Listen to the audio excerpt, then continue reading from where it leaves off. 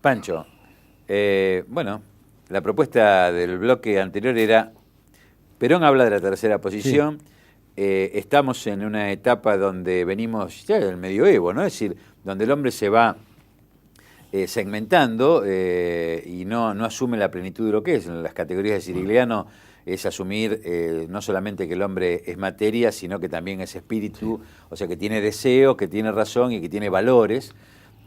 Bueno, se desarmoniza el hombre. Y esto, el iluminismo, el racionalismo, va llevando justamente a creer solamente en la expresión material del hombre. Es un fenómeno, por un lado histórico, que Perón lo expresa cuando él plantea una posición distinta a las dominantes, en lo político, en lo ideológico, en lo estratégico, y después te diría también que aparece ahora, en estos de tiempo, un fenómeno interesante donde el rechazo a la espiritualidad, donde se confunde espíritu con sotana, reaparece la espiritualidad en los pueblos indígenas de Bolivia, con Evo Morales jurando por los ancestros. Pero bueno, hablemos de la tercera posición. Bueno, la tercera posición es una alternativa que América, ¿y por qué la da América, no? ¿Por qué de alguna manera Perón es pionero? Bueno, porque la América tiene un alto componente mestizo, es un continente que se forma a partir de una mestización preexistente al español, una mestización con el español y después la mestización que se da a partir de las dos grandes corrientes inmigratorias.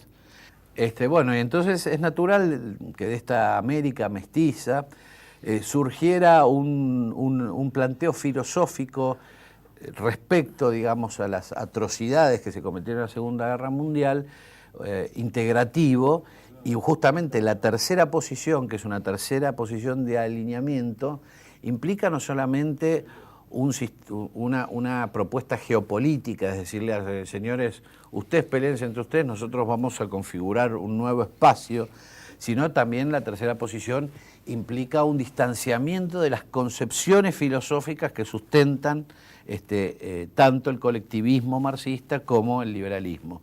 Es decir, es una propuesta filosófica de un hombre armonizado, de un hombre que es, digamos, producto de la razón y del espíritu, y de alguna manera la espiritualidad es muy fuerte en América. O sea, más allá de que nos suelen mal enseñar en el sentido que parecería que es a partir de la conquista y colonización de bueno, aparece una nueva espiritualidad, pero América, digamos, poseía una gran espiritualidad que tenía que ver con las propias creencias, algunas de las cuales pudieron lograr un nivel de sincretismo con el cristianismo y otras no, pero de alguna manera ese refugio en la espiritualidad creo que es el principal elemento de lucha contra el materialismo que propone esta cultura mercadocéntrica. Es decir, de esto se sale, de esta idea de un ser humano consumidor, se sale por vía del espíritu, porque por vía de la materia uno no puede competir con un sistema que te induce todos los días a ser a partir del tener. Entonces, y aparte, a ver, Pancho, que esta es una experiencia que hemos compartido en algún momento, cuando uno lee, tiemblan las bolsas, y yo calculo los miles de millones de personas que estarán preocupadas porque tiemblan las bolsas, ¿no? La verdad mucha gente no, pero lo que te preocupa es que después, porque tiemblan las bolsas, a vos te bajan el sueldo, y no entendés por qué. Claro, digamos, pero porque bajen las bolsas. Pero Argentina tuvo una experiencia muy interesante, vos que hablás de esto de la voluntad, de la espiritualidad, de otros valores. Hubo momentos de enorme desocupación y de escasez de circulante, de dinero, de esto que tanto se valora en el monetarismo, lo valora tanto en el mundo. Sin embargo, hubo 3, 4 millones de argentinos que se organizaron para trocar. Pusieron la voluntad del trabajo y una forma organizativa nueva y dijeron, no hay trabajo para ustedes. Inventaron el trabajo e inventaron una nueva forma de relacionarse, que tuvo un fin por distintas circunstancias, pero digo, esto también es importante verlo, porque también es cierto, sigue vigente ese pensamiento de Perón, de que tienen el mundo en las manos y no saben qué hacerlo, porque los que tienen todo el poder tienen muchos más elementos de solución que, por ejemplo, el pueblo argentino, frente a los que no daban respuesta a nivel local o mundial, tuvieron su propia respuesta. De todos modos, es evidente que uno de los fenómenos muy característicos de América y sobre todo de Argentina es la formación de estas organizaciones libres del pueblo. Es Es decir, Perón no crea esta idea, sino que de alguna manera la toma de la realidad. Él ve que nuestra comunidad es una comunidad que se tiende a organizar, que ante la crisis se tiende a organizar, que ante la necesidad o ante la fijación de intereses colectivos se organiza, y esa tendencia a organizarse, digamos, espontáneamente por fuera de las estructuras estaduales o paraestaduales, él lo ve como un valor positivo y como un verdadero elemento de resistencia.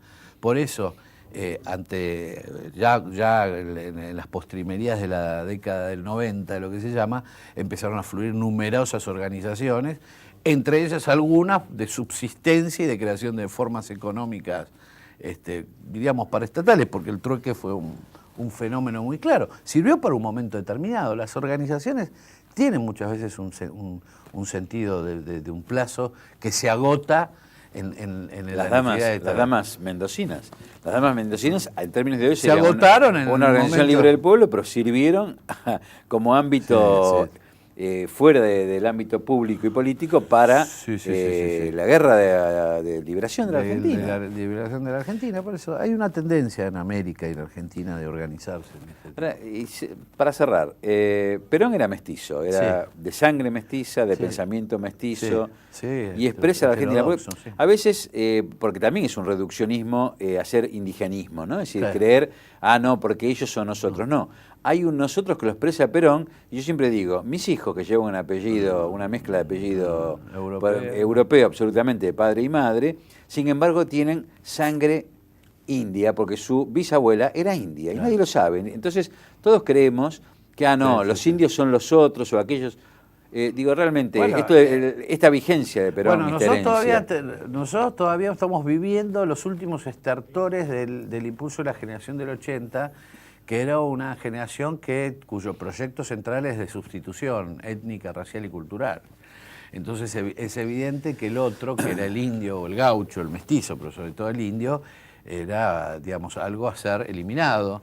De alguna manera, bueno, uno lee la literatura de Sarmiento y de la mayoría de los exponentes de su época, ellos tenían un gran desprecio sobre el emergente sociocultural y étnico de la Argentina. Nosotros estamos viviendo el fin de eso, pero aunque parezca mentira, todavía hay mucha gente que así lo piensa, y eso también lo que generó la derrota, generó que que existiera una vergüenza de reconocer que uno tenía sangre indoamericana.